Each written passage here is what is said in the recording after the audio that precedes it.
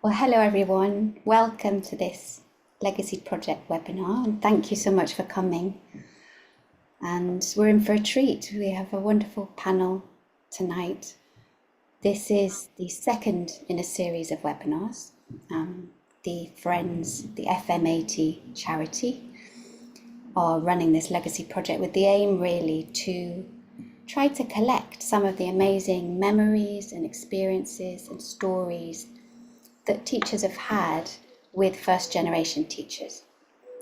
And there's a recording of a webinar about Miss Goldie, which is available on the FMAT website. And this is the second, which is about Peggy Williams. And I'm delighted to introduce this panel who've kindly volunteered to share some of their memories with us. And I'll ask them just to introduce themselves to you. So please go ahead. Dorothea. I'm Dorothea Magonet. I heard a lot about Peggy from Glen and Rob MacDonald when I had lessons with Glen, but I only had lessons with Peggy in the late 90s, and I will share a bit more about it later on. Thank you. Hi, I'm John Hunter, and a friend told me about Peggy in 1986. I'd been teaching for a couple of years and still didn't think I knew very much. And so I had lessons with Peggy every couple of months for about 3 years. And well, it was just a lovely experience, and I'll share more later. Thank you, John. Well, I was even more inexperienced when I first started having lessons with Peggy. I was in my second year of training, and I had lessons with Peggy for a term, one lesson. I think I remember roughly one lesson a week for a term, and then after that, not quite so frequent. She was very, very influential in terms of my training. Thank you, Glen.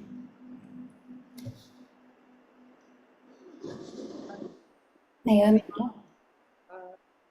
Naomi Shragai, and I met Peggy during my training with Walter in the early 90s, and had lessons with her for many years, and became friends and very close with her for many years. So I've had a personal and professional relationship with Peggy. And I'll say more about that when we have more time. Thank you, Neil.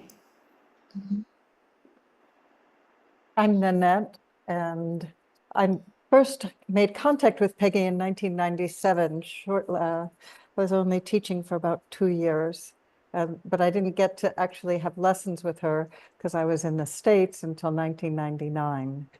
And she was 83, and she only lived another 4 years, so it was a special time of her life, and out of which came a book, and I'll be happy to share more about that later. Thank you, Nina. Malcolm, you're muted. We can't hear you. Right, sorry about that. I'm Malcolm, and I first had a lesson with Peggy about 10 years after I'd qualified in about the early 90s. I can't remember exactly when. Lots of people had said, have you had a lesson with Peggy? Oh, you ought to have a lesson. And eventually I plucked up courage because I'd heard she could be fierce. But eventually I went along, and it was just an amazing experience, which I hope we'll be able to do justice to this evening. Thank you. Thank you all so much for agreeing to share. And we had a conversation before, and there were so many amazing memories, really. So let's use the time. I would just say we also spoke with Phyllis Richmond, and she wanted to share some memories of Peggy, so that would be available in a separate Zoom later. And also Marilyn Monk, who was going to be on the panel, but unfortunately can't today due to personal reasons. But thank you, Marilyn. And I'll just pass on what she said, which was, suffice to say, I loved Peggy. And I'm forever grateful for her caring attitude and attention and for giving me peace. Thank you, Marilyn. It's hard for people who never met Peggy to really know what she's like. The wonderful book and article. But maybe we could start there. Perhaps you could just share your impressions of what was she like. Already heard she could be fierce. Do you want to say more, Malcolm? Well, I never saw the fierce side to her at all. She was delightful. She opened the door and she said, "Ah, at last, I was wondering when you were going to come and see me." And she was fun. She was just fabulous fun. Very naughty, always wanted to know the gossip, who was doing what, and she could be extremely, she wasn't cruel in any way, but the way she talked about her closest friends, sometimes you sort of felt, well, Peggy, you shouldn't really be telling me that. She was a great gossip, and I think that's the thing I remember about the lessons, just the lightness and it was a joyous occasion, really, always, even when she wasn't feeling terribly well. And I was living in Richmond at the time, so my lesson with Peggy was on a Saturday afternoon usually, and I'd drive around the North Circular, feeling my normal self, tired and overworked and stressed. And I would drive back an hour later feeling a completely different person with a completely different sense of the world.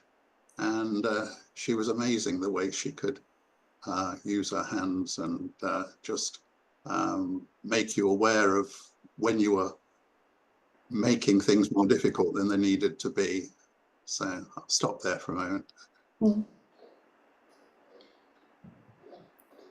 Others?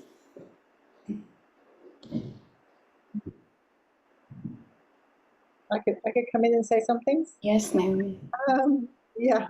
Listening to Malcolm always brings back memories of Peggy. So thanks for that. She was so herself, really. So Peggy, we got on so well. She was lovely to be around, and she did love to gossip. But I think more than any other teacher I've ever known, communicated so much with her hands. I mean, her hands were just extraordinary. And she would chat away about people and gossip and whatever stuff she probably shouldn't be talking about. And you have moments of thinking, I really don't want to be listening to this, Peggy. But off she would go anyway. But she'd ramble on, but then her hands were communicating something else entirely. And, she communicated so much with her hands. And like nobody else, she just absolutely loved the technique. And when you were in Peggy's chair, you were up and running. And then at the end of the lesson, I love this, it always ended with me sitting on the table or on the chair, wherever it might be. And Peggy's just going, I just love this work. I feel wonderful. And how, she enjoyed teaching is really what stayed with me the most. Her love of teaching and her absolute love of the technique. She was also busy trying out everything else, all the kinds of therapies and get well quick, but she always came back to the technique. She said nothing helped her more than the technique. And one story I like to tell about Peggy, which I love a lot because it so describes her. She had probably, like all of us, whatever difficulty she had in her own family and with her own mother. And we talked a lot about that too. But one day I remember her coming to the door and she was so happy and she was just kind of beating her chest. And I said, Peggy, you look so, what's happened, Peggy? She said, I feel I can think about my mother now and it doesn't give me a pain here. And, she was in her I don't know, could have been in her late 80s at the time. And I love that she was always growing, always developing, you know, in her own way. It was a real pleasure. And then the other memory I have of her is, and I'm sure I share this memory with all of you who might have had lessons with her, is she often answered the door with a glass of whiskey in one hand and a fag in the other. She had a great saying for that. She used to say to me, you know, I spent most of my life trying to get rid of old habits. She says, now at my age, I take them all back. So she was back to smoking, back to gambling on horses, and back to drinking. And she just, you know, loved the fag. And, you know, even in her days that she was very ill and I was here in hospital, you know, she'd asked to go out to the balcony on a wheelchair so she could light up. She got so much pleasure from smoking. And, you know, I love that she could, you know, she, so unapologetic about who she was. I just love that about Peggy. I really adored her. My few memories. Wonderful. More. You mentioned her hands, and I wanted to just ask Nanette maybe to share, because I know it's the title of your book, Unsmudged, for those who don't know the story of why it's called that. Yeah, actually, Elizabeth Clark told me this story. Peggy didn't share it. And it had to do with her apartment being burgled in the 80s, and the police came, or the detectives, to dust it down for fingerprints, and she let them in, and she was teaching, and they dusted down her whole apartment, and then even in the kitchen. And she came out of her teaching room, and they said, "What do you do? Like, who are you?" And she said, "Why do you ask?" You know, and they said, "We've never seen anything like this. Your fingerprints, even in the kitchen, are unsmudged." So her touch was incredibly clear. It was never a swipe, or she was there and she was there. And when she was there and she had her hands on you, she had the whole of you, right from your toes and your heels through the crown of your head. And I remember in lessons often when she'd really get that elastic recoil, she talked about the elastic recoil. Connection was very important. And it was a kind of elastic connection that she was, I think, working for, eliciting maybe is a better word. She'd get it and she'd say, "Gotcha." "Gotcha." You know, and she did. You'd go anywhere with her, you know. That was one of my favorite. It was best elastic, wasn't it? Best elastic Best knicker. elastic. Best elastic, because there was the knickers during the war, they used bad elastic and they would stretch out and it wouldn't go back, right? So your knickers would fall down. So she would say it was best elastic knickers. Yeah. Wow. Yeah. There was a couple of things that I think were very unique to Peggy. One was, after a lesson with her, my vision would be so clear. My eyes would be so open. I would have to kind of hide in a cafe around the corner before I would ride the tubes, because I thought I would draw unwanted attention to myself because I looked so awake. So she was never one for soft vision. You know what I'm saying? It was alert. It was clear. Attention was focused out. There was a great stillness inside. But the attention was outside. She said, if you are looking for feeling inside, it's a kind of doing. Wait, the feeling will come as the sensory register improves from the outside. So I was the same at the end of lessons. The world would be so crystal clear and bright. I'd always go and have a coffee. I'd go in along the road and have a coffee because I didn't want to get into the car and spoil it all. Something stayed with you. Glen, yes. You unmute. We can't hear you. You're muted. Sorry, I did click it, but it didn't work. I think my experience of Peggy, might have been a little bit different because I was training, and I think I might have been treated more like a pupil to some extent. So I didn't see that naughty side so much. A little bit when I was doing the interview with her, but what really came over for me was how kind and caring she was and I think as a new trainee, she saw me more as a pupil probably. And I remember lying in semi-supine on the table, and she'd got her hands on my head and neck, and I had terrible shoulders when I started training. I had shoulders that had wings sticking out at the back and tension in them. And I sort of said, am I tensing in my neck and shoulders? And she said, no, it's down in your lower ribs on the right. This was with hands on my neck. She knew exactly where the tension was that she needed to release. And a few minutes later, it released. I took a releasing breath. She said, there you are. And so she was a wonderful role model to me and especially when she agreed to do the interview about her experience of training. The way she was so open about her vulnerability as a pupil, as a trainee, and how it was just wonderful as a trainee myself, with my own sense of fragility and am I going to be able to make it as a teacher and so on, to see this wonderful person owning such huge wounds from her early days. And I think that woundedness is what gave her that tremendous sensitivity and capacity to really feel you were being cared for and helped as a pupil. That was the important feeling I got from the work she did with me.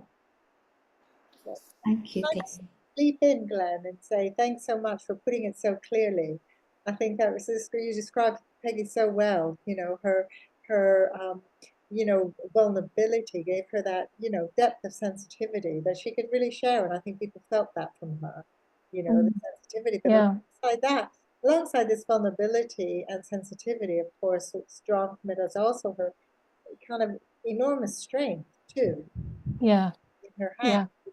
A very good example about how strength comes from vulnerability and fragility. Yes. And yeah, I think it allowed you to be vulnerable because she was. Yes, no. I think it was Peggy that taught me that Alexander teachers didn't have to be perfect and that they could be vulnerable, because sometimes you'd get to the front door and she'd open it and I'd say, hello, Peggy, how are you? And one day she just said, bloody awful. But she said, come in anyway and we'll see what we can do. But it's that honesty about things. Rather than pretending, she was absolutely there with you. Yeah, I think that her feeling nature was her strength. And that had never been said kind of earlier on, I think. That it was unusual when Walter said that Peggy was a feeling creature and that was a good thing and not a bad thing. And I remember telling her that and she just started to cry, because she had always felt it was taboo, but it was actually, I think, her strength in many ways. It made her a very important teacher that way. Yes. And her relationship with Walter was so important to her, wasn't it? I had a lovely conversation with Margaret Edis, the Alexander teacher, because after I'd had lessons with Peggy, I then went and had lessons with Walter. And I was talking to Margaret and about the difference between Walter's teaching and Peggy's teaching. And these are Margaret's. This is how Margaret described it. And it was so good. She said, when I have a lesson with Walter, I come out feeling like a well-sprung tank, really big and strong. And when I come out of a lesson with Peggy, I just feel so much more deeply and fully myself. And I thought that was such a good comparison, actually. Both wonderful experiences, but very different too. Dorothea. I have nothing much to add really, because everything has, many things have been said already. I went to see Peggy after having recuperating from a major abdominal surgery. And at the same time, I was also on stat council. So it was a rather stressful period for me. And I think what was so nice was that I didn't have to tell her that, but and again, you talked about the strength in her hands. And I do remember her hands and how they really got hold of you, the whole of you, and how delighted she was always when when everything started to work. It was such a joy for her, which she transmitted to me, and that was so nice. And also, but I also remember her hands were quite arthritic, so I heard all the noises in her wrist joints, which was really quite interesting, because at the same time her hands were so clear and so strong and so direct and so confident, and at the same time she would also she was really able to wait for the work to do its job in myself. And I remember I had a problem in my right arm from my neck, and she'd sort of get hold of it, and then she would say, "Is it all right?" But she would challenge you to really respond, and she would wait, and she would not let go. But it really began to change after a while, and it was really interesting, that ability to recognize where the difficulty lies and working with it, and at the same time making sure you're okay, but at the same time also challenging you not to withdraw at that moment. I do remember coming off the table and onto her stool, onto the step she had made, and I always found it very difficult to get off that step. That was a very strong memory for me. Yeah, and I did like her wicked. I mean, she had a sort of sixth sense, because I always found it quite amazing that however long it took to get from the ground floor to her flat, which was probably on the sixth floor, I don't remember, she would always open the door before I knocked or before I rang the bell. She'd always be ready and welcoming, whatever she felt like. And she did sometimes feel awful and would say so, as Malcolm was sharing earlier as well. But I think the work really also kept her going, and whatever her situation, it just brought her, as well as us, into a different state of being, which was so amazing. And that was her strength as well, not just the strength in her hands, but the strength in her whole. She was such a small woman. She seemed so fragile when you first saw her, and yet she was so powerful. Yeah, she was tiny, wasn't she, really? Yeah. And also, just to remember, because I know when she was in hospital, she did ask, I didn't see her there, but somebody else did, and she did ask for a drink and had cigarettes. And she decided, as she was coming to the end of her life, she might as well enjoy herself and not try and be good. It brings back such a lot of memories. I can see her apartment and the teaching room and the big rug, thick rug she had, and then those amazing hands, which they felt enormous. I mean, they weren't especially big, but they felt like they were. And she'd put these enormous hands on my shoulders and press down, and then you started to go up. And it seemed like it was endless. You thought, I can't go up anymore, but you did. And then she'd put one hand on the top of your head and one on your back, and it seemed like she had your whole back. And then she'd put you on the table and just plonk her hands on you, and you felt everything like you were being ironed out. Everything just spread out into the table. And after a while, she'd say, "Well, any news?" And you were expected to come with some good gossip. I mean, she'd give you some stories, but I mean, there was a kind of currency. You were expected to deliver something while you were there. I remember once she couldn't wait to tell me that Shoshana Kamenetz had been to have a lesson with her, and she wanted to tell me all about it, but I'm not going to say anything about that.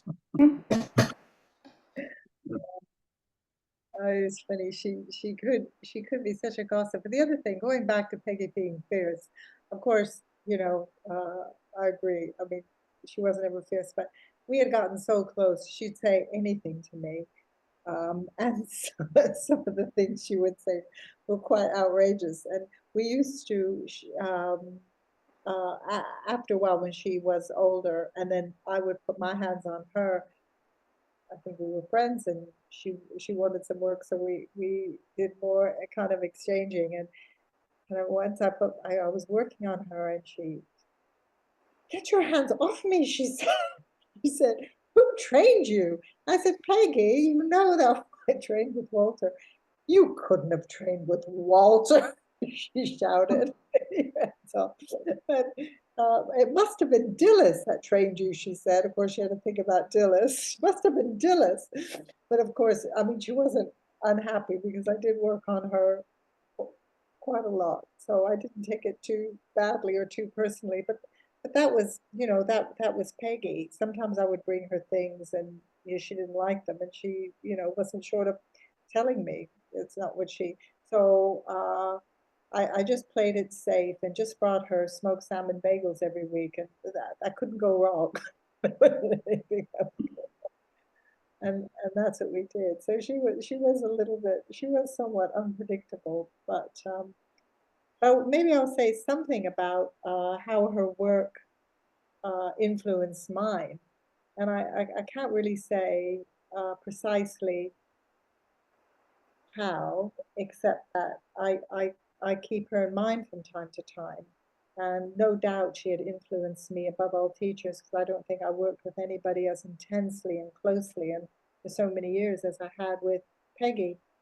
So sometimes I just call her to mind, and it's as little as that. And I think over the years also some of her students have come, and because they know I've worked with Peggy, there's often a moment of recollecting and, oh, this feels familiar, sort of a feeling. So all I can say is I think having worked with Peggy, there's no doubt that she has an influence in my work, even though I couldn't locate it entirely. It would be impossible that she wouldn't have had an influence somehow. And so it's always very touching when I occasionally see some of her students and we recall her together. It's always a moment. I think I call up Peggy all the time when I'm teaching. She's always there. I'm always thinking, what would she have done, or how did that feel when she did that to me? I remember it was mostly table work. I think because of our disparity in heights, she found it difficult to take me into a chair and get me out of a chair. So she'd attempt it rather half-heartedly, I seem to think. And then she'd say, "Oh, let's go over to the table." And most of the work would be done there. And I said to her once, I said, "Oh, Peggy, that's good. What are you doing? How do you do that?" And she sort of paused and she said, "Well, I'm remembering not to stiffen my neck, and I'm lengthening and widening my back." And I thought, I shouldn't have asked the question, should I? But that was it, really. She always said, "Do simple things well."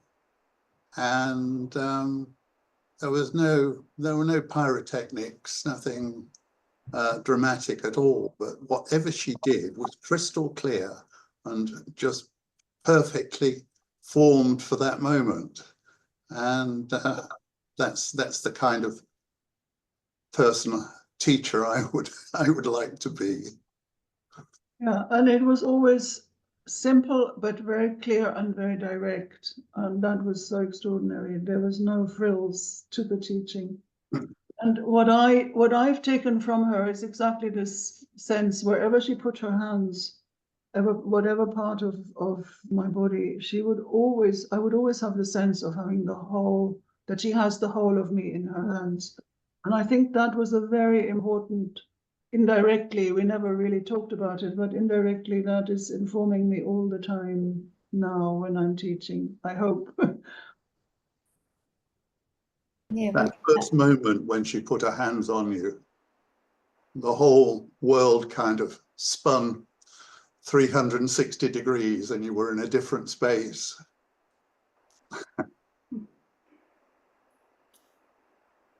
no. I think it was also, you know, we're really describing it. So interesting.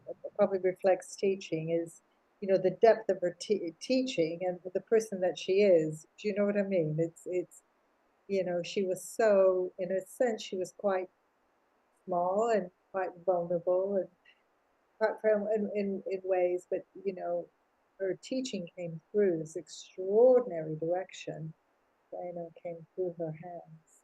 And it was incredible how much she could hold in her hands, you know.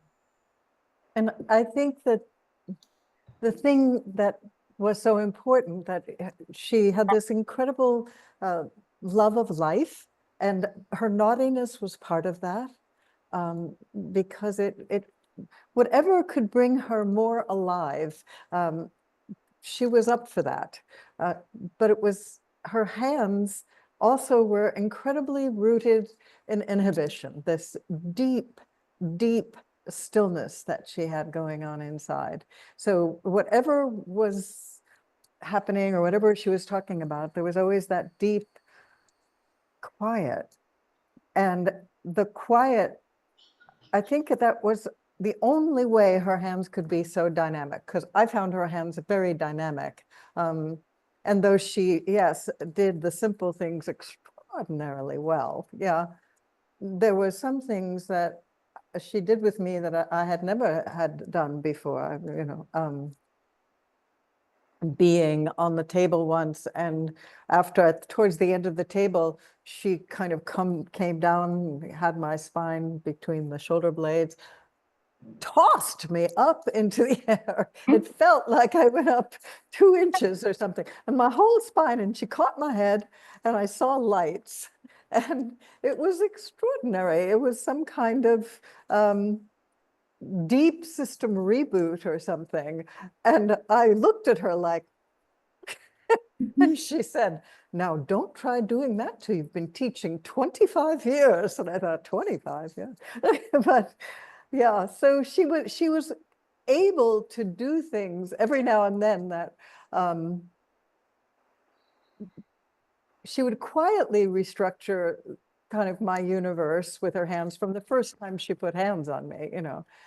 But then every now and then she'd really kind of blow the whole thing wide open, and just delighted in it. Just that she'd have this little impish smile and light behind her eyes, and, you know, thoroughly enjoying herself. And yeah.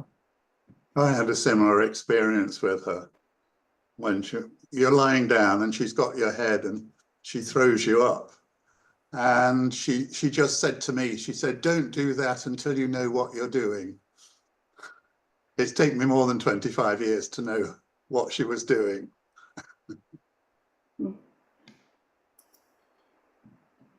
It's amazing, this picture of a lady unashamedly herself, very clear, incredibly strong hands, and who had a very difficult early life, and then had this amazing compassion to help others. For others, what would you pass on, really? I know we've talked about it a bit, a few of you, what you'd love to sort of embody in your own teaching, but are there things that you feel you want to pass on from Peggy's teaching? Well, I have the stillness. Sorry.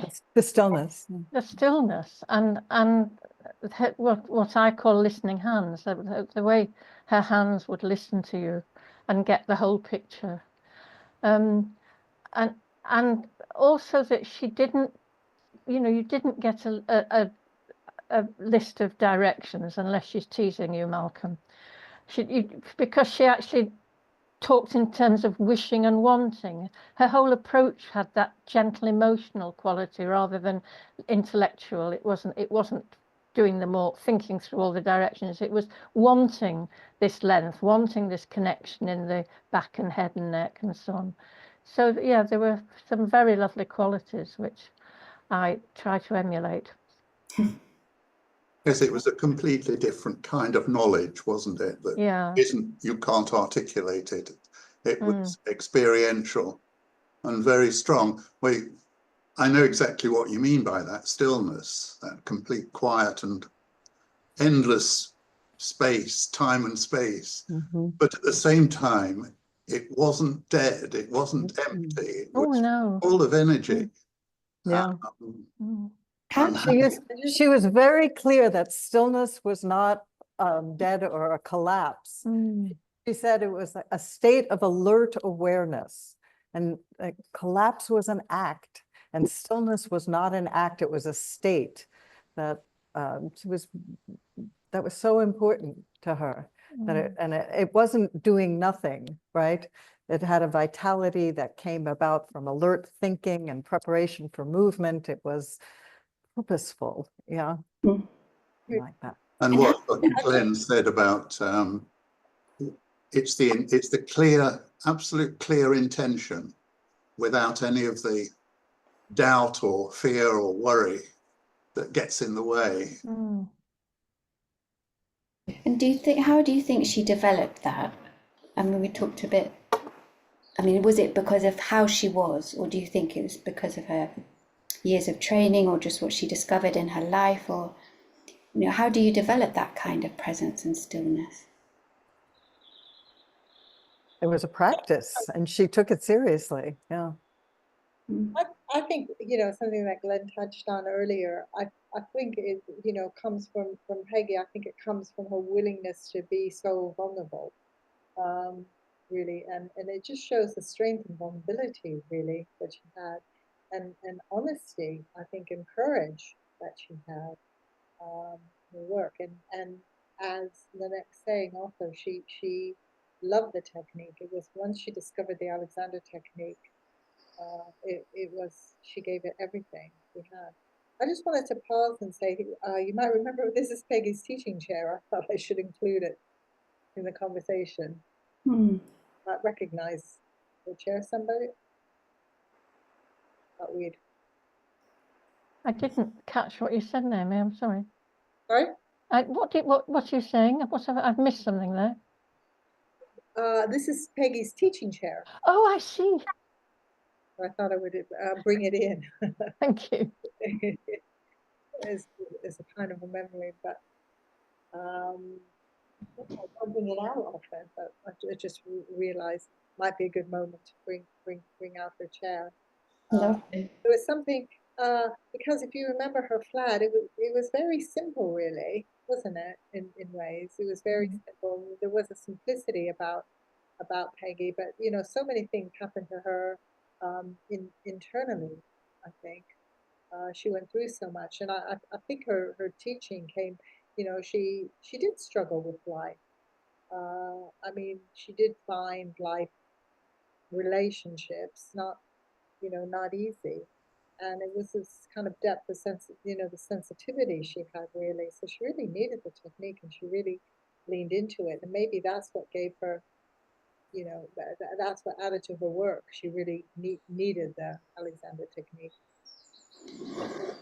Yeah. Thinking back, Walter once said to me, he said, when Alexander died and I set up my training course, there were several people around who assumed that they would be Walter's assistant. But he said, I didn't want any of those. I wanted Peggy. He said he was quite clear that she would be the best because, and I think it was that lightness and sense of fun that she could bring to the work, as well as the fantastic skills that she had. And again, I think she was quite put out by Dillis. She said to me once that she'd been Walter's assistant, hadn't she, for many years. And then when Dilys qualified, Peggy said to me, she said, well, she said, when Dilys qualified, there was only room for one queen bee, so I had to go. I think, yeah, I think that was always a big sadness for Peggy, wasn't it? I don't think she ever recovered from that. And, you know, she went her own direction, but it was always something that was painful for her. I think it was painful, but at least what she told me is that it allowed her to become her own teacher, right? So she was by Walter's side for 19 years, and that's a lot, and trained with FM and Patrick McDonald. So she had these amazing teachers. And then I think she did realize in the end that she had very much become her own teacher. And I think she loved that, of course, you know, that's how she communicated it to me anyway. And the world used to go to her, didn't it? And the only other time I saw her, other than in her flat, was on her 80th birthday, when Walter and Dilys gave her a party at 18 Lansdowne Road. Yes. And she was very gracious, wasn't she, and very welcoming of everybody. That was the 45 years. It was her 45th year teaching anniversary. Was it? Yeah. Right. Okay. Yeah. But yes, that's the only time I kind of saw Peggy out of situ. Would you say it sounds like, you know, she was herself when she was teaching, and there wasn't much break between that and when you were just with her, you know, thinking about how she embodied what she knew in her life? Would you say a bit more about that, or maybe specific times that you had with her, maybe not at the teaching table, where you remember something special? I have a memory that we were having a picnic on the back lawn, and she was very frail. It was towards the end, and we were done, and I went to help her up. Right? I stood up, and we were on a blanket on the ground, and I put my hands out to help her up, and I realized as I did that, I thought she was going to need a lot of help, and of course I got ready for that, and she put her hand in mine, and she looked at me, and I was like, oops. And she said, wrong thinking. You know, that was it. Wrong thinking. I had caught myself. She caught it. It was, yeah. I'll never forget that.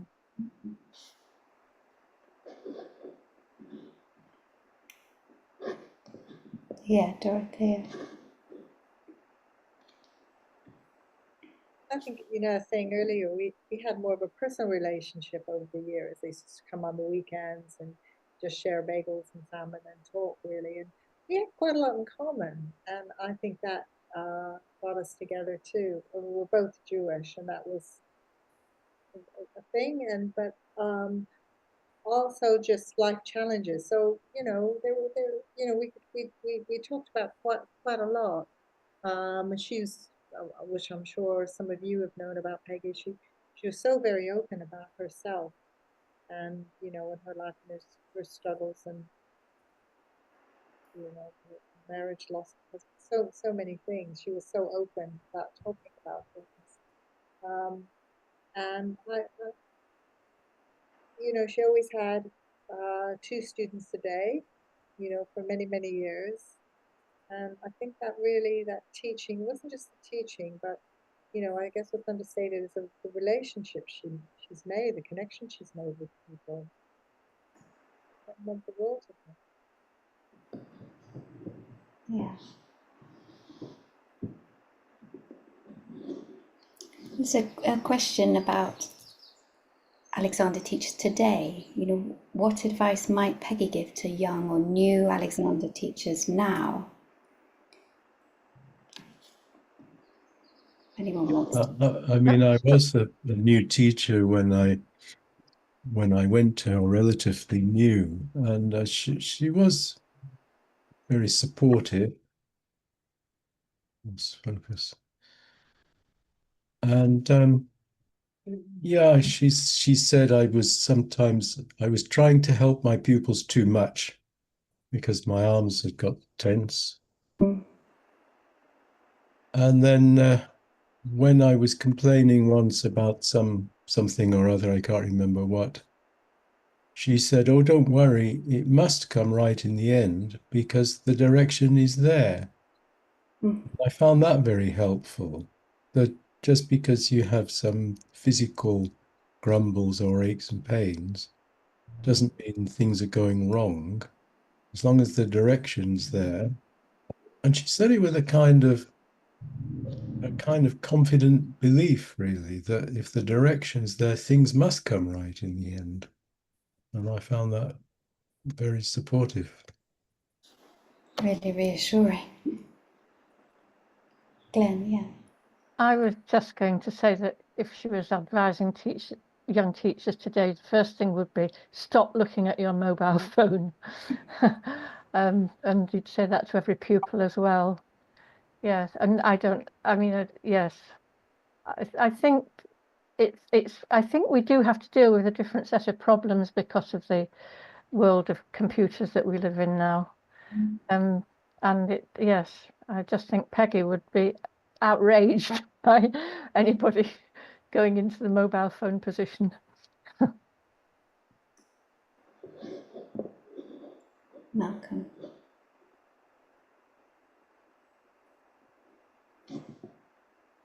I don't, as I say, I didn't really know Peggy well outside of the teaching situation. Occasionally she'd say, now you put a hand on me, and I'd go into my usual panic about how am I going to be able to be good enough. And she, rather than being encouraging, she'd say, now what are you doing? Say, think this and do that and do the other. And then she'd say, oh, look at me, she'd say, and you're a teacher.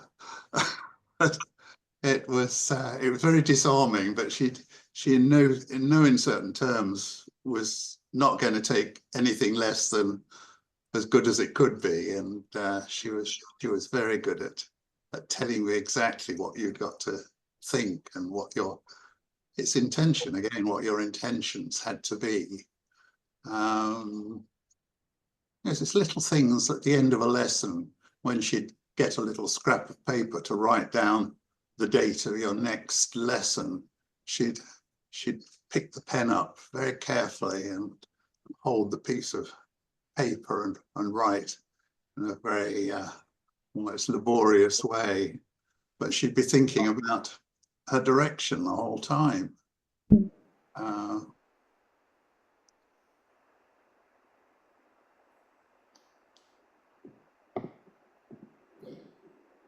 Thank you, Malcolm. And I'm just wondering then, maybe people in the audience who are watching who also have had contact with Peggy, and there's space if you'd like to share any memories. And also if you have a question, feel free to put it in the chat and we'll see if we can ask the panel. I'm looking at Peter Block. Don't know whether you'd like to share anything.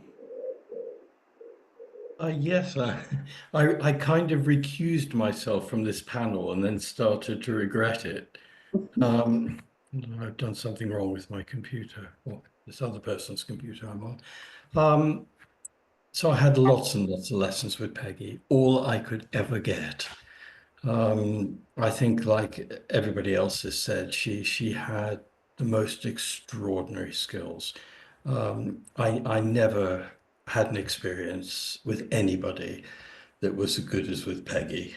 Her hands just always went to the right place, wherever that was that day. I don't know how she did it. And she found what the problem was. And I think of lessons with her very frequently because she always put her hands here with me and her fingers went right in into the root of my tongue and so on, where I was so tight. And no other teacher ever discovered that, and her hand just went right in there and released it. It was such a relief. I don't know how she did it. As people have said, she was this tiny little Jewish woman, big nose, wrinkly skin, never said anything that I ever heard that was kind of deep or insightful or even terribly interesting. You know, she was not an intellectual. She was nothing like Walter. I'm not even sure, actually, that in an intellectual sense, she was all that bright, you know. I don't mean she was dim, but she wasn't, yeah. You didn't get the idea, perhaps she was, but I never got the idea she was particularly educated. But she was a genius. I'll tell you one story. It's really more in a way about, well, I used to get the train up from Exeter before I started training to have lessons with her. This was from about 1981 onwards. It took several phone calls, and during which she would say to me, "Oh, call me back in a few weeks, and I'll see if I've got space." And then about the fourth time I called her, she said, "Oh, my dear, you are persistent. We'll have to arrange something." And I went for the first lesson, and after that, I think I was probably in. But I would get the train up from Exeter, hours and hours, and every now and again, maybe about every fourth lesson, she would meet me at the door and she'd say, "Oh, my dear, I really don't feel very well. I'm just not going to be able to see you today." Go all the way from Exeter, but you probably got the idea it was still worth it for the most of the times that she did see me. And she suffered a lot because, as has been mentioned, I mean, her mother was the most appallingly narcissistic woman who had given her hell, really. And I think that's why she always kind of, in a way, felt unwell. And when somebody told me that Peggy was kind of near the end of her life, that she was terminally ill, she was having blood transfusions, but it was kind of near the end. And I had a private lesson with Walter, and I said, "Walter, you know, Peggy is dying. Did you know?" And he said, "Oh, Peggy is always dying." I hope you can take that lightly now, because of course it was like that with Peggy. And I said, "No, she really is." And his demeanor completely changed. And he said, "Oh, I'll call her up right away." But it does give you an idea of that aspect of her. So unlike what some of the other people have said, I must say I feel like I have no insight into what the source of her genius was. I couldn't emulate it. I couldn't find it myself. With many teachers, I got the sense, or I've got a sense of where this is coming from. But with Peggy, I don't know. But as everyone said, it was extraordinary and memorable.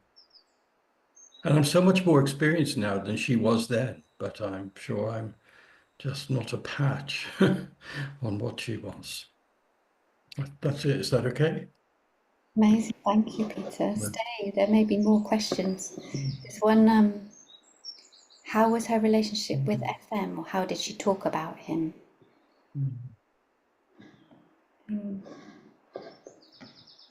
Glen, yeah.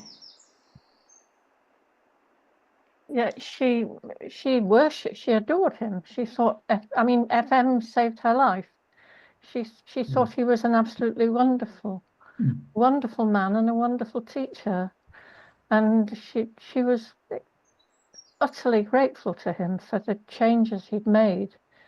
Yes, I mean, yes, he was her guru. He sorted her life out. Not entirely, but put her on the road to sorting her life out. She was in quite a crisis at the time because she was in a terrible marriage.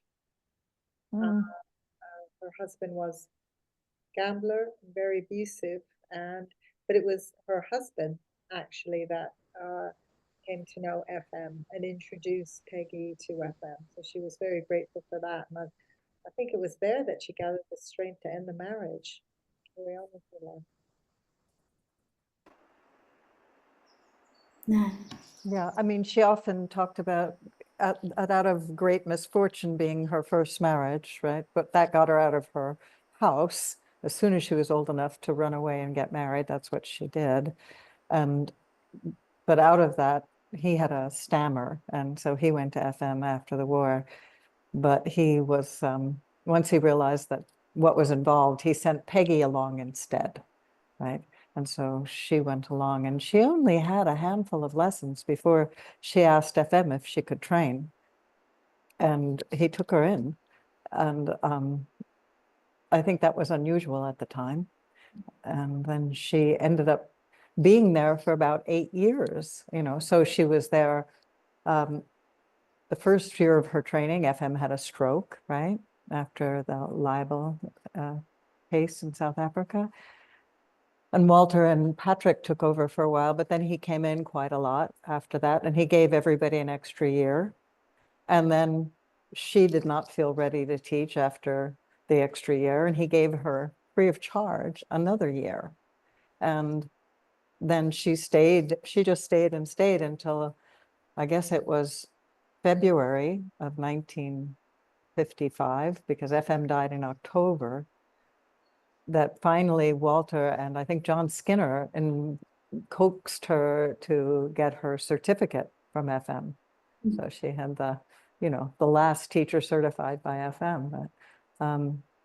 But she stayed 8 years. But I mean, it's worth knowing that the course ran 2 hours in the morning and 2 hours in the afternoon, and she worked at a car garage. Her sister had a car garage, some kind of pumping petrol and doing secretarial work in the morning, and she would go in the afternoon. So she was only going in 2 hours a day for 8 years. And she still became the teacher she was, but she was very consistent and very persevering. And that the FM kind of kept encouraging her was really, really extraordinary. I mean, that she was, I think she called herself at that time, quote unquote, a miserable worm. So it's hard to imagine when you met her later that was so, but that's how she felt about herself. But over time, she gained more and more confidence through the technique, and getting her back in order, she would say, is what gave her confidence. And sometimes it was unbearable. She felt that she could be a little overly confident in the beginning, but then she just, as we've talked about, became just totally comfortable with who she was. So FM really did give her life, and she say that he brought her to life and realized that she could get on with things. Thank you. There's a question. What would she say about the accessibility and popularity of the Alexander technique now? I think quite honestly, she was very worried about the future of the Alexanders. Very worried, and in some ways, she was very worried about, the longevity. Would the Alexander technique survive? Because it doesn't prove not to have the popularity of Pilates and yoga. We all have these conversations. Why isn't it kind of more prevalent? Why is it more accepted? Naomi, we don't hear you. We don't hear you very well. You hear me a bit better now? Yeah. Yes. Yeah, I'll just get a bit closer. No, I was just saying, I think she was genuinely worried about the profession, for the profession, and how the profession would survive. I think it's a question, many teachers have asked over the years. Why is it not more accepted in so many other professional circles, medical, so many other circles? Could be much more. So I think somewhere she was, worried about the future of the technique, for sure. Did she talk about it? Anyone else? I think she was, at least with me, she was kind kind of philosophical about it, actually. I mean, I think Naomi, we had somewhat different experiences, Peggy, yeah.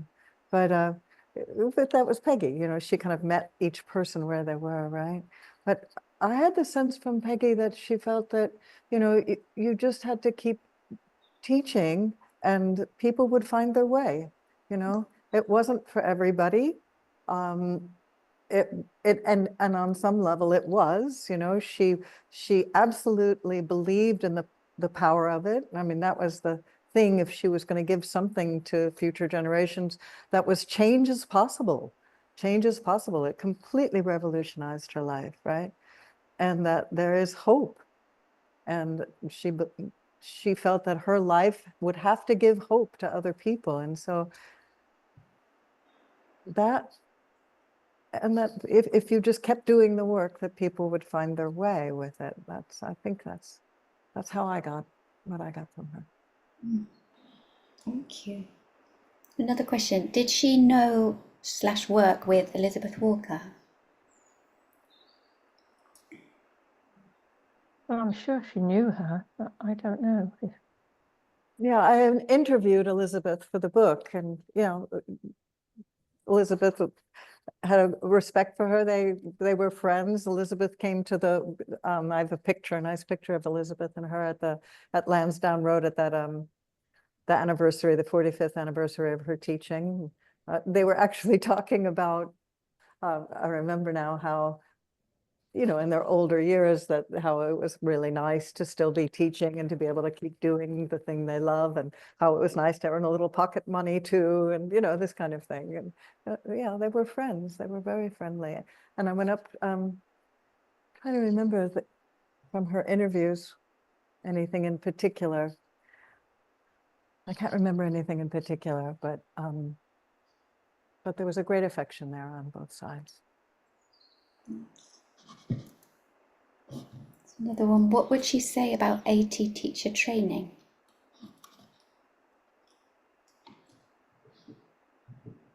Did she talk about the training course? I mean, she worked on one for many years.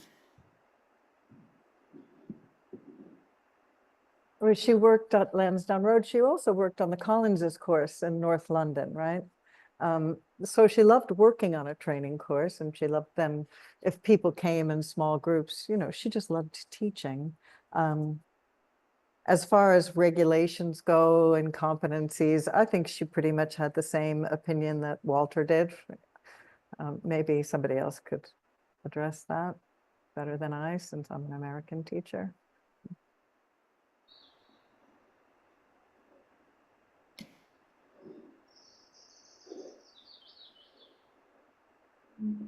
Anyone want to chip in? I think the situation is so different today than it was when Peggy was active, in that the training courses are all getting smaller and running in a different way. Yes, I don't have a view of what Peggy would have made of that.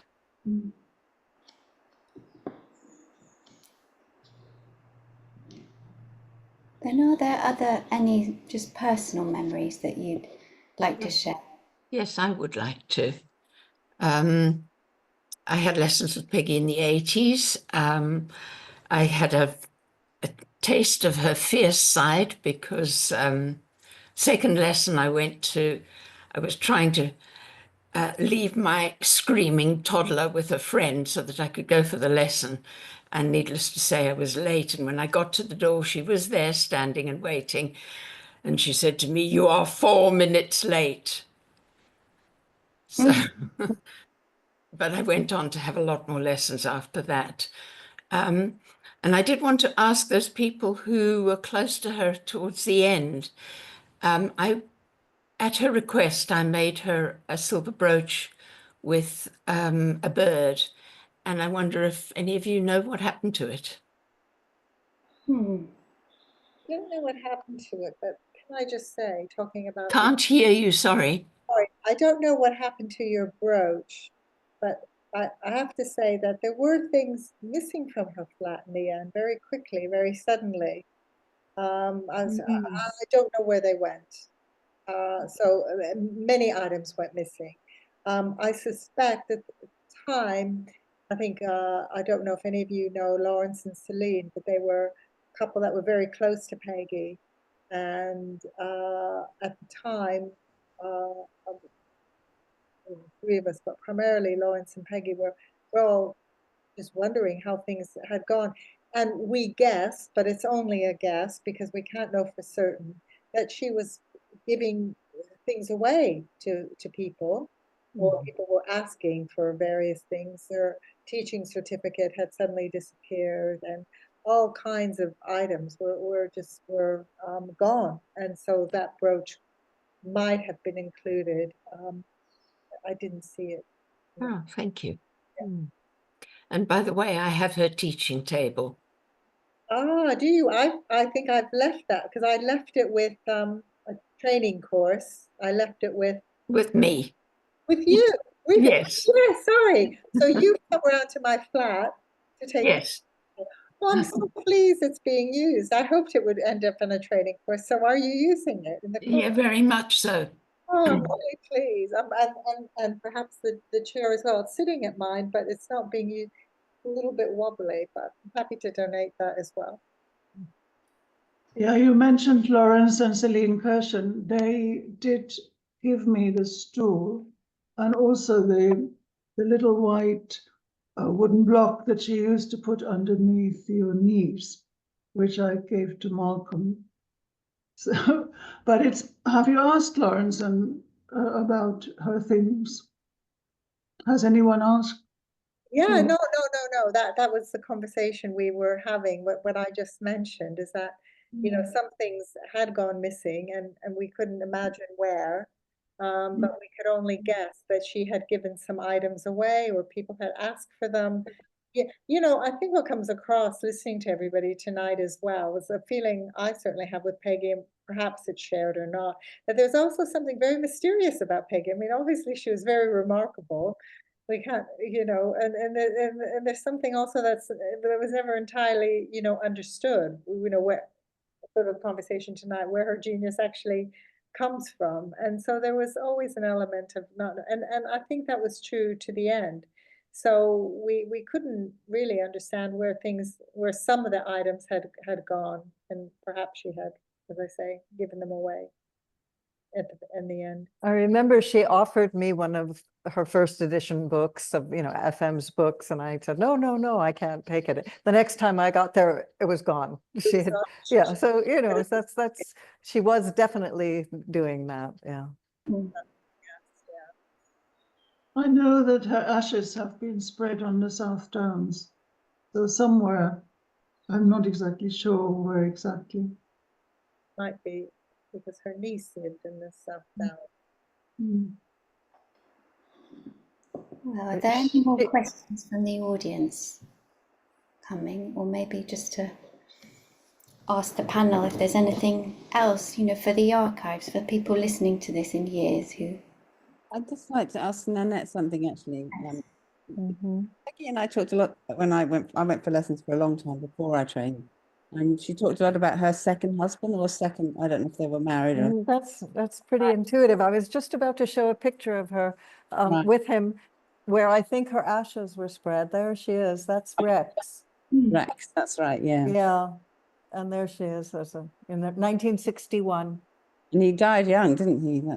Is that right? Yes. Well, he wasn't that young. I mean, he died, he was a bit older than her, but yeah, he was in his 70s, I guess. Was he?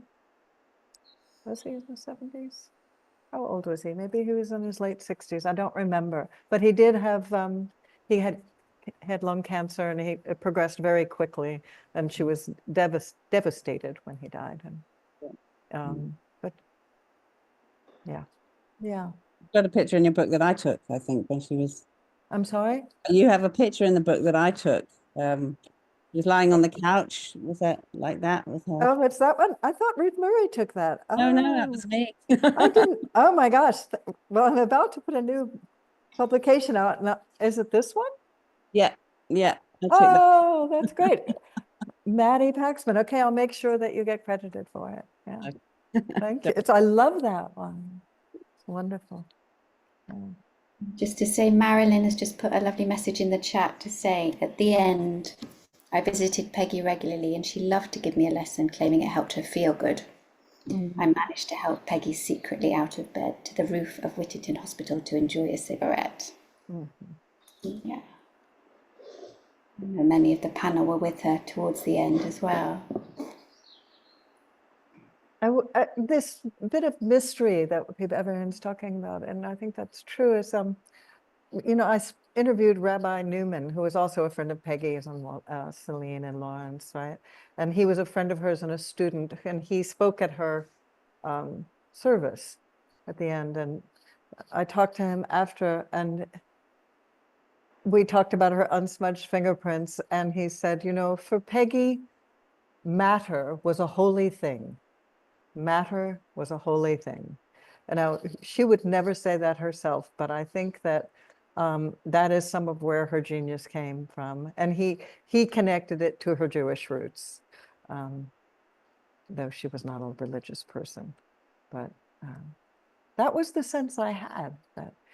And once I asked her, I said, how would you describe an Alexandria lesson? And she said, well, it's really blessed, isn't it?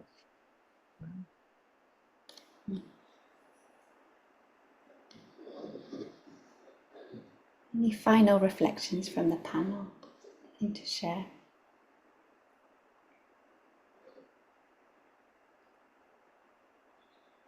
Yeah. I think that reciprocity of benefits is something else I learned as well, because she'd end a lesson by saying, well, I think we did each other a little bit of good there.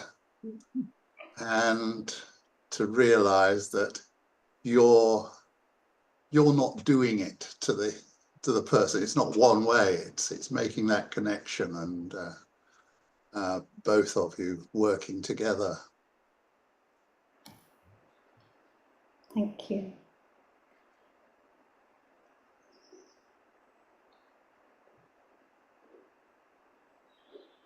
Okay. Well, I think we've come to a natural close. Thank you so much, panel, for sharing your memories. Audience for being here as well and all your questions. Thank you both, Martha. Thank you. Thank you for making it happen, Julia. You're welcome. You're welcome. Yeah, thank you, Julia. It's a treat for me on reciprocity. And there will be more, so please, keep an eye out. The next webinar will be on the 15th of June. It's a Sunday in the morning, British time. And it will be on Erica Whittaker. So please look out for that and join. John, I don't know if you want to say anything. No, I don't think I have anything to add. It's just so wonderful to share these memories, and there was a nice message came from someone. As a newer teacher, it is so wonderful to hear so many wonderful senior teachers talking about a first generation teacher. Thank you. And it's really, that really harks back to why we started this project, because those of us who were fortunate enough to know these first generation teachers, we're all getting on a bit now. And if we don't record our memories in the next year or two, it might all be lost. So I'm so grateful to you all for giving up your time and sharing your memories with us. Thank you for organizing this, John, and thanks for doing the legwork, Julia. Now. Okay. Thank you all. I'm wishing you all a very good night.